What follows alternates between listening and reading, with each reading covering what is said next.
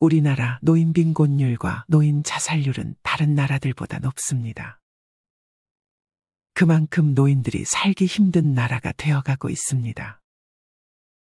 평균 수명은 늘어가는데 먹고 살기 힘들어하는 분들이 날이 갈수록 늘고 있습니다. 이렇게 된 것에는 사회의 잘못도 있지만 개인의 잘못이 없다고 할 수 없습니다. 너무 안일하게 생각해 미래에 대한 대비를 미루고 당장 지금의 행복을 위해 나중에 후회할 행동들을 선택하는 분들이 많이 계십니다. 물론 지난 세월 후회하지 않는 사람은 거의 없습니다. 그렇게 후회한들 세월을 다시 되돌릴 수도 없습니다. 지금이 가장 빠른 시기입니다. 아무리 몸부림치며 나름대로 최선을 다해 살아왔다고 해도 미래에 희망이 없어 보인다고 해도 포기하지 말고 지금부터 할 수 있는 일들을 차근차근 해야 합니다. 그렇다면 이 모든 것을 미리 경험한 인생 선배들은 어떤 후회를 하고 있을까요? 미래에 후회하지 않고 행복한 노후를 살기 위한 4가지 방법을 알려드리겠습니다. 첫 번째는 감정적으로 돈을 소비하지 않는 것입니다. 젊어서 노후에 대한 대비를 전혀 하지 않고 감정적으로 돈을 소비하는 분들이 많습니다. 앞서 얘기했듯 이것은 우리나라 노인 빈곤율을 높이는 주요 원인이 되기도 합니다. 여기서 말하는 감정적으로 돈을 소비한다는 것은 다음의 경우에 해당합니다.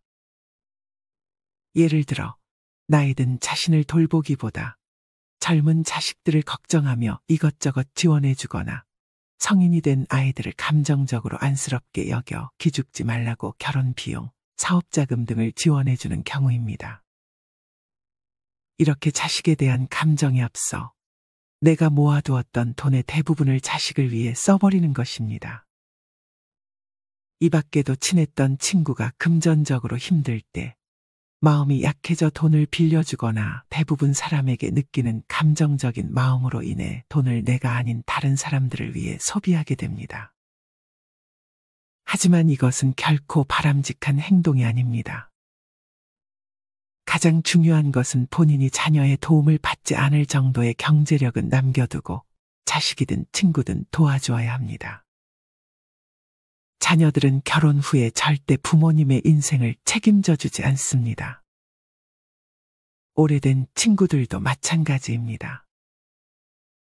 돈 버는 것도 중요하지만 돈을 관리하는 것이 더 중요합니다. 많이 벌어도 한순간 물거품으로 사라질 수 있는 게 바로 돈입니다. 돈을 쓰는 것에 있어서는 신중에 신중을 기해야 합니다. 경제력이 뒷받침되어야 편안하고 행복한 노후를 살 수 있다는 것을 부인하는 분들은 없을 것입니다. 경제력이 뒷받침되어야 팔다리에도 힘이 생기게 되는 것입니다. 특히나 일생 동안 쓰는 의료비의 50%는 생애 마지막 10년에 집중 발생하게 된다고 합니다. 그러나 많은 분들이 이전에 모든 돈을 대부분 자식들을 도와주는 데 쓰거나 생각 없이 한 소비들로 돈을 모으지 못합니다. 이렇게 되면 아파도 병원에 가지 못하는 최악의 상황이 생길 수 있는 것입니다. 대부분 이런 것들은 다 미래의 일이라고 생각해 잘 대비하지 않습니다. 당장 지금만 생각해서 돈을 사용하는 사람들이 많습니다. 제가 자주 하는 얘기지만 제일 중요한 것은 자기 자신입니다. 자신을 먼저 돌볼 줄 알아야 나중에 나에게 미안한 일이 생기지 않습니다. 이런 상황을 만들지 않으려면 우리는 우리의 돈을 잘 지켜야 합니다. 일단 감정적으로 소비하지 않는 것이 첫 번째입니다. 그 다음은 금융 공부를 미리미리 해두시면 좋습니다. 많은 분들이 일을 다닐 때는 수입이 고정적으로 들어오기 때문에 그래도 먹고 사는데 지장이 없을 것이지만 문제는 은퇴 후입니다. 아무리 대기업에 다녔어도 은퇴 후에 힘들게 사시는 분들이 많이 있습니다. 대기업 다닐 때 들어오는 수입에 맞는 생활을 하다가 은퇴 후 수입이 크게 떨어집니다. 이때는 집에서 먹고 자는 것을 다 하기 때문에 생활하는 데 들어가는 돈이 오히려 더 많아질 수 있습니다. 그렇기 때문에 미리미리 금융에 대한 공부를 병행함으로써 은퇴를 하더라도 경제적으로 무너지지 않게 만드는 것이 중요합니다. 미국의 부호 워렌 버핏의 재산 중 90% 이상은 65세 이후에 만든 것이라고 합니다. 또한 몇십 년 전 일본의 주식으로 개인 소득 1위를 달성한 고레카와 긴조도 본격적으로 주식 시작한 것이 63세부터라고 합니다. 그러니 너무 늦었다고 생각하지 마시고 쉬운 것부터 차근차근 공부하는 것이 중요합니다. 전미 연방준비제도 의장 앨런 그린스펀은 문자 문맹은 생활이 불편할 따름이지만 금융 문맹은 생존이 달린 문제라고 지적했습니다. 안타깝게도 실제 뉴스나 기사를 보면 평생 모은 돈을 금융사 직원이나 주변 사람의 말에 따라 투자했다가 큰 손실을 봤다는 얘기가 흔합니다. 이렇듯 금융에 대한 지식이 없으면 한순간에 모든 돈을 날리게 될 수 있는 것입니다. 내 돈은 내가 지켜야 하는 것입니다. 이것이 가능하려면 내가 스스로 공부하려는 자세가 필요합니다. 인생 선배들의 지혜 두 번째는 배움을 멈추지 않고 평생 즐길 수 있는 취미를 만드는 것입니다.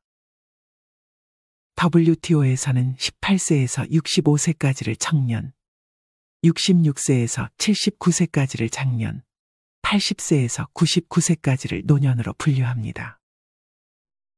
영상을 보는 많은 분들은 아직 청년이거나 이제 막 청년이 지났을 뿐입니다. 이렇게 아직 젊기 때문에 무엇이든 배울 수 있습니다. 사실 나이가 들수록 친구를 만드는 것보다는 오히려 친구는 정리하는 것이 좋습니다. 노후의 시간은 매우 중요하기 때문에 친구와 대화하는 시간보다는 건강관리, 취미생활, 전문 공부 등의 시간을 많이 보내는 것이 좋습니다. 제 가까운 친척은 나이 60을 넘었음에도 불구하고 열심히 돈 벌고 지금은 은퇴해 어려서 너무 가난해서 하지 못했던 영어 공부를 열심히 하고 있습니다. 이렇게 배우면서 다시 학창시절로 돌아간 것 같다며 하루하루 너무 행복하다고 말하곤 합니다. 이렇듯 나이 들어서 할 게 없다고 느껴질 때는 내가 어렸을 적 하고 싶었던 것들이 무엇이 있었는지 떠올려 보는 것이 좋습니다. 그러면 도전하고 싶은 게 나타날 것입니다. 앞서 돈을 잘 모으라는 말씀을 드렸지만 사실 이렇게 배우는 데는 돈을 아끼지 말아야 합니다. 왜냐하면 이것은 자신을 위해 쓰는 돈이기 때문입니다. 자식, 친구 등 다른 사람이 아닌 오로지 자신의 행복을 위해 쓰는 돈이기 때문에 이렇게 쓰는 돈에는 망설임이 없어야 합니다. 많은 분들이 이제껏 수많은 사람들이 하는 걸 보고 은근히 따라해보고 싶고 나도 할 수 있겠다 생각하는 취미들이 있을 것입니다. 하지만 이것이 생각으로 그치는 경우가 많습니다. 생각에서 그치지 않고 실행해야 행복을 느낄 수 있습니다. 내가 해보고 싶었던 것, 남들이 하는 것 중에 나도 할 수 있겠다 싶은 것 중 제일 쉬워 보이는 것을 하나 정해 얼른 시작해보는 것이 좋습니다. 생각이 나지 않는 분들에게 추천드리는 취미는 글쓰기입니다. 특히나 글쓰기는 추운 겨울의 실내에서도 하기 좋은 취미입니다. 글을 쓰는데 필요한 것은 연필과 종이가 전부이기 때문에 누구나 시작할 수 있습니다.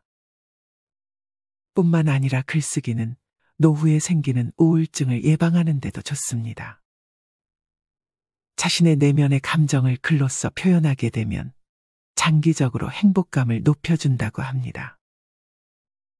무엇을 써야 할지 모르겠다면 이처럼 지금 자신이 느끼는 감정, 불안하다면 불안하다고 쓰면 되고 왜 불안한지 그 이유에 대해 써보는 것입니다.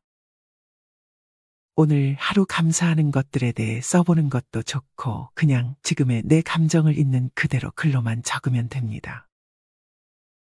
고대의 플라톤과 세네카 등 수많은 철학자들도 마찬가지로 자신의 글을 쓰며 마음의 위안을 받았다는 사례가 있습니다. 글을 굳이 남에게 보여주지 않아도 괜찮습니다. 어차피 내가 쓴 글은 나만 볼 것이기 때문에 정말 솔직하게 내 감정을 써내려가다 보면 마음이 안정되어 가는 것을 느끼실 수 있고 글쓰기를 평생 할 수 있는 정말 좋은 취미로까지 만들 수 있습니다. 앞서 얘기했던 우울증 개선뿐만 아니라 이렇게 내면의 감정을 글로써 표현하게 되면 관절염이나 과민성 대장 증후군 등의 만성질환을 예방하는 데 효과적이라는 연구 결과도 있습니다. 뿐만 아니라 암 환자를 대상으로 글쓰기의 효능을 연구했는데 글쓰기를 하는 것만으로 암에 대한 통증을 완화시키는 역할을 하기도 했다고 합니다.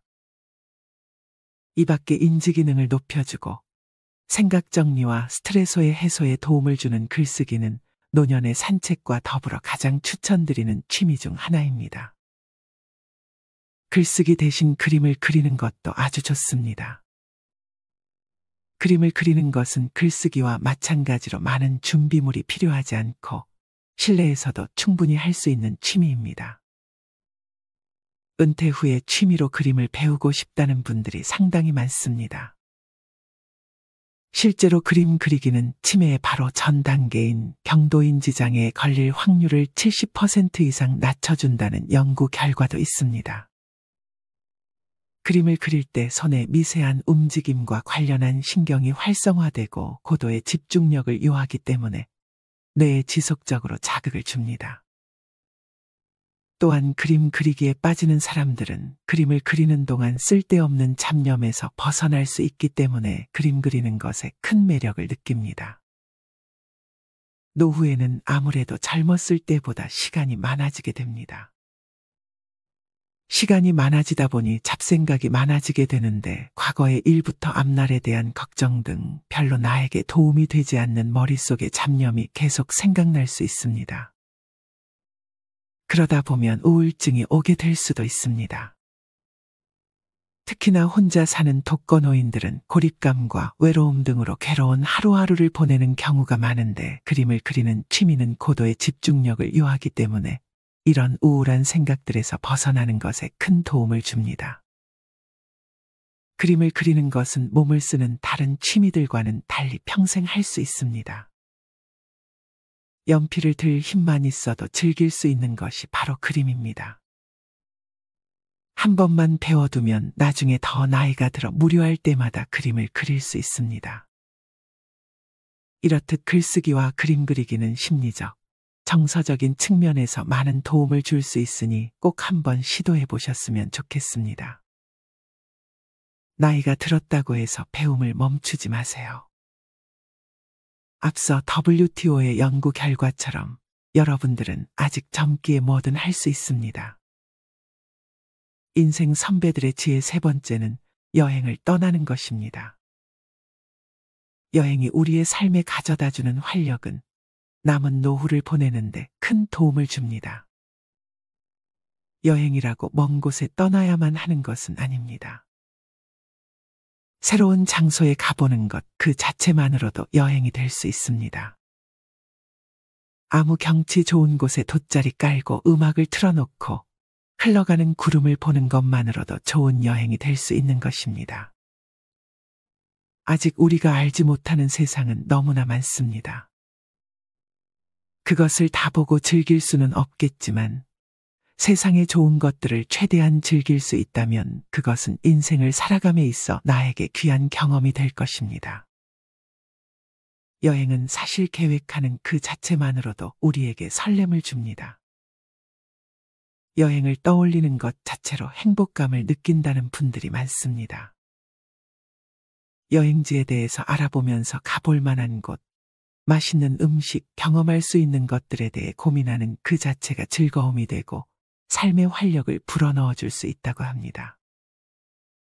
이렇게 가끔은 일상에서 탈출해서 새로운 곳에 갈 계획을 짜고 직접 실행으로 옮기게 된다면 이것은 뇌에도 아주 긍정적인 효과를 주게 됩니다. 하버드 대학교에서 진행한 연구 결과에 따르면 젊은 뇌를 유지하려면 새로운 경험을 해야 한다고 말합니다. 보통 나이가 들면 뇌가 굳어진다고 생각하지만 사실은 나이 때문에 뇌가 굳어지는 것이 아니라 새로운 경험을 하지 않아서 뇌가 굳어진다고 합니다. 또한 여행을 하다 보면 새로운 사람들과 만날 수 있습니다. 그들과 깊은 관계를 유지하라는 것이 아닙니다. 그저 새로운 장소에서 새로운 사람과 이야기를 나누는 것만으로도 나에게 좋은 경험이 될 수 있습니다.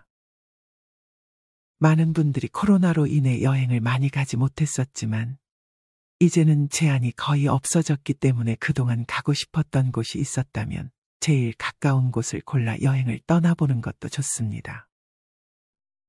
이렇게 여행을 다니면 몸을 움직일 수 있어 건강에도 큰 도움이 됩니다. 여행을 계획했다가도 막상 떠나기 전에는 잘 다녀올 수 있을까 하는 걱정이 들기 마련입니다. 막상 떠나면 집이 그리워지기도 합니다. 그러나 여행에서 돌아올 때쯤이 되면 어느새 여행을 갔던 그 순간을 그리워하는 자신을 발견할 것입니다. 그러니 너무 걱정하지 마시고 일단 계획하고 출발해 보시는 것이 좋습니다. 마지막 네 번째는 배우자에게 잘하는 것입니다.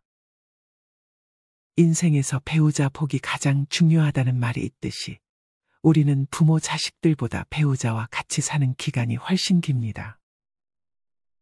과장해서 얘기하면 인생의 불행과 행복은 결혼을 어떤 사람과 하냐가 90%를 결정한다는 말도 있을 정도입니다. 그만큼 우리가 가장 시간을 많이 보내는 사람과의 관계는 중요합니다. 하지만 이렇게 말하면 내 배우자는 나에게 큰 잘못을 저질렀기 때문에 잘하기 힘들다 라고 말하는 분들도 계실 것입니다. 아무리 혼자 잘한다고 한들 배우자가 같이 노력하지 않으면 혼자만 너무 힘든 상황이 될 수 있습니다. 이럴 때도 배우자에게 잘하라고 말하기는 힘듭니다. 이때는 그냥 자기 자신을 제일 중요하게 여기면서 행동하는 것이 좋습니다. 다만 너무 원망만 하는 것은 나 자신에게 도움이 되지 않을 수 있습니다. 아주 나중에라도 배우자에게 그동안 돈 버느라 수고했다, 그동안 살림하느라 수고했다라는 말 한마디 정도만이라도 표현해 주는 것도 좋습니다. 서로 겉으로 보여지는 것과 속마음은 다를 수 있다는 생각을 가지고 먼저 다가가는 연습을 천천히 해보시는 것이 장기적으로 내 행복에 도움이 될 수 있습니다. 반면 배우자와 잘 맞는다면 친구도 필요가 없게 됩니다. 배우자와 성격적인 부분, 가치관 등이 잘 맞는 것은 정말 큰 복입니다. 이런 배우자가 있다면 고맙다, 사랑한다는 말을 전하는 것이 좋습니다. 이렇게 오늘은 나이가 들어 후회하지 않으려면 해야 할 4가지에 대해 말씀드렸습니다. 첫째는 감정적으로 돈을 소비하지 않는 것, 둘째는 배움을 멈추지 말고 평생 할 수 있는 취미를 가지는 것, 셋째는 여행을 가까운 곳이라도 떠나는 것, 마지막 넷째는 배우자에게 따뜻한 말 한마디를 건네는 것입니다. 사실 이 모든 것보다 중요한 것은 건강입니다. 건강해야 돈도 배우자도 친구도 자식과도 관계가 좋아집니다. 건강하지 못하다면 주변 사람들이 다 떠나가고 내가 하고 싶은 취미를 할 수 없게 됩니다. 노인의 나이가 되고 보니 젊다는 핑계로 과거의 건강관리를 소홀히 했던 것을 후회하는 분들이 정말 많습니다. 늦었지만 지금이라도 꾸준히 운동하며 건강에 신경을 쓰는 것이 좋습니다. 그 중에서도 흡연은 정말 좋지 않습니다. 부부 중 한 사람이 흡연을 한다면 그 배우자에게도 간접 흡연으로 건강을 해칠 수 있고 자식들의 건강에도 안 좋은 영향을 미칠 수 있습니다. 흡연의 안 좋은 점은 굳이 설명드릴 필요가 없을 정도로 많은 분들이 알 것이라 생각합니다. 이렇게 말하면 내가 아는 누구는 90살까지 흡연하는데 건강하게 잘 살고 있다고 말할 수도 있습니다. 하지만 이는 특이한 경우일 뿐입니다. 흡연을 해서 건강을 유지하는 사람보다 그렇지 않은 사람들이 훨씬 많습니다. 이렇듯 자기 자신과 가족을 위해서라도 힘들지만 조금씩 흡연 횟수를 줄여나가고 필요하다면 금연 상담을 받아 꼭 금연에 성공하셨으면 좋겠습니다. 사실 이 모든 것들이 누군가에게는 뻔한 얘기처럼 들릴 수도 있습니다. 하지만 여러분들은 이것을 다 실천하고 계신가요? 알기만 하고 실천하지 못한다면 사실 그것은 모르는 것과 마찬가지입니다. 이 영상을 계기로 오늘 말씀드린 것 중에 한 가지만이라도 실천한다면 여러분들은 더 나은 노후를 보내실 수 있을 것이라 확신합니다. 실천하는 사람만이 행복한 여생을 보낼 수 있다는 사실을 잊지 마시기 바랍니다. 늦었다고 생각한 때가 가장 빠른 때입니다. 지금부터라도 후회하지 않는 삶을 위하여 살아가는 것이 중요합니다. 시인 나즈미 크메트의 유명한 글을 소개해드리며 오늘의 영상을 마무리하겠습니다. 어느 날 나는 신과 인터뷰하는 꿈을 꾸었다. 내가 물었다. 인간에게 가장 놀라운 점이 무엇인가요? 신이 대답했다. 어린 시절이 지루하다고 서둘러 어른이 되는 것. 그리고는 다시 어린 시절로 되돌아가기를 갈망하는 것. 돈을 벌기 위해 건강을 잃어버리는 것. 그리고는 건강을 되찾기 위해 돈을 다 잃는 것. 미래를 염려하느라 현재를 놓쳐버리는 것. 그리하여 결국 현재에도 미래에도 살지 못하는 것. 결코 죽지 않을 것처럼 사는 것. 그리고는 결코 살아본 적이 없는 듯 무의미하게 죽는 것. 신이 나의 손을 잡았다. 우리는 잠시 침묵에 잠겼다.